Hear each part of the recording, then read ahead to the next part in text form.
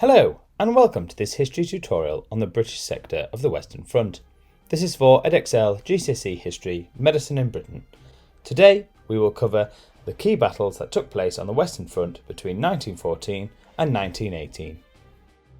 Trench warfare was a totally new style of warfare, and because of this, new tactics were developed to try and deal with this new type of war. Let's take a look at some of the key battles that took place on the Western Front and look at some of the new tactics that were employed by both sides. This will be really key information when looking at medical advancements on the Western Front.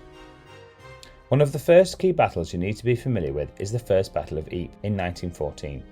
This took place in the first few months of the war. The British Expeditionary Force, or BEF, had moved to the town of Ypres in order to prevent the German advance towards the sea. In the autumn of 1914, the Germans launched an attack on this region, and although the British lost 50,000 troops in this battle, they held on to Ypres. This meant that the British controlled the English Channel ports, so supplies and reinforcements could be provided. It was near Ypres that we see one of the newest tactics in warfare being utilised by the British, and this was the use of mines at Hill 60. Hill 60 was a man-made hill which was located to the southeast of Ypres, and was an area that the Germans had captured in December 1914. Its height gave them a strategic advantage in this area. The British used offensive mining to retake this area in April 1915. This involved tunnelling into and under the hill. 5 mines were placed in the tunnel, and when they exploded they took the top off Hill 60, allowing the British to reclaim this area. As soon as the battle for Hill 60 had finished, the Second Battle of Ypres took place from April to May 1915. This is an important battle, as this was the first time that the Germans used chlorine gas on the Western Front. British losses during this month totalled 59,000 men. The battle most of you will already be familiar with was the Battle of the Somme, which was a British attack that was launched on the 1st of July 1916. This was one of the bloodiest battles in World War I, and casualties on both sides were enormous.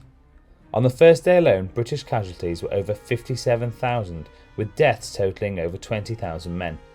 During this battle, the British tried 2 new techniques which contributed to the heavy number of casualties. The first was a creeping barrage. This saw artillery launched from the trenches towards the German lines just in front of the British infantry as it advanced towards. The second was the use of the tank. However, these were beset with technical problems and were not very successful. By the time the Battle of the Somme ended in November 1916, it is thought that British casualties were over 400,000. Another key area of the Western Front which you need to be aware of was the area of Arras. Arras is very chalky, and so it is easy to tunnel through. In 1916, the British decided to link existing tunnels, caves and quarries to develop an underground network to act as a form of defence against German attack.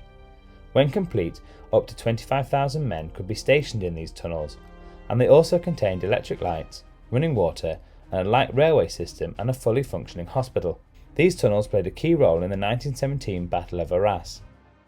In April 1917, 24,000 men who had been hiding in tunnels dug near the German trenches attacked. In the first few days, the British advanced around 8 miles. However, as the advance slowed, no further progress was made, and by the end of the offensive in May, there were a huge number of casualties. 1917 also saw the Third Battle of Ypres. The British Army wanted to break out of the Ypres salient and remove the advantage the Germans had of holding the higher ground. A salient can also be known as a bulge. It is a battlefield feature that projects into enemy territory. In other words, the salient is surrounded by the enemy on multiple sides. The British launched their main attack on the 31st of July, marching east from Ypres towards Passchendaele. The army advanced 2 miles on the first day. However, the weather turned and heavy rain meant the ground became waterlogged, so much so that men fell in the mud and drowned.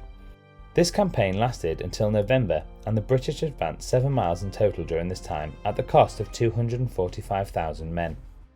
The final battle you need to have some knowledge of is the 1917 Battle of Cambrai. This was launched on the 20th of October 1917. This was perhaps the first time that tanks were used by the British on a large scale.